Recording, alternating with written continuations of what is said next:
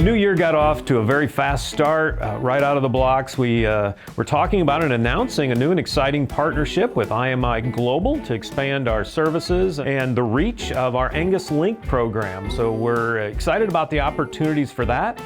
From there, we headed to Oklahoma City for the Cattlemen'S Congress, and there was a lot of excitement and enthusiasm and within the Angus economy. The Angus bull sale was met with very strong demand. We sold 34 bulls and averaged over $15,000. Always also a feature in that sale is we start off by selling the heifer package that supports the Angus Foundation. The Coleman family from Montana donated a fantastic bred heifer that sold to Ingram Angus for $130,000.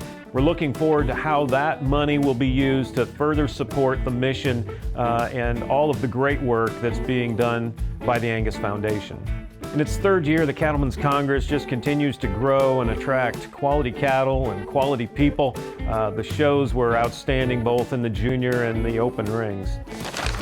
That quality and excitement continued when we moved to the National Western Stock Show in Denver, Colorado. We had another great participation on the hill and down in the yards. Again, the shows were fantastic. One of the highlights was being able to recognize our Herdsman of the Year award winners this year. Jeff and Kathy Kramer of Lazy JB Angus won that distinguished honor, and it was so fun to present that to them at the National Western Stock Show. Congratulations to Jeff and Kathy and the other herdsmen that were nominated for this prestigious award. The weather was great down in the yards, and that met with the excitement of folks getting through the pens and the carloads. We had a really strong show.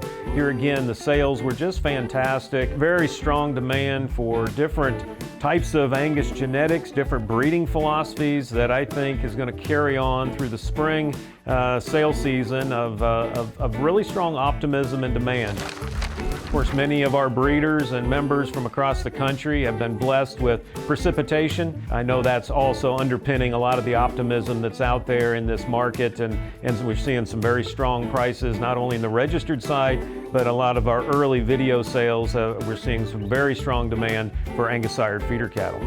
This week, many of us will be in New Orleans for the NCBA Cattle Industry Convention. Always a great time to catch up with Angus breeders and industry enthusiasts from across the country. And so I invite you to stop by if you're there. Stop by the Angus booth and get caught up with other fellow Angus breeders or ask any questions you have of us as staff. Down the road, we're looking to our February board meetings. As always, those will be jam-packed agendas. We always work to highlight the key topics of discussion in a agenda highlights letter. So look to angus.org several days before the board meetings to see those agenda highlights. And one of the topics on the board agenda, again, will be the topic of new technologies and specifically gene editing. And this is a topic that the board has been taken up and discussing for some time.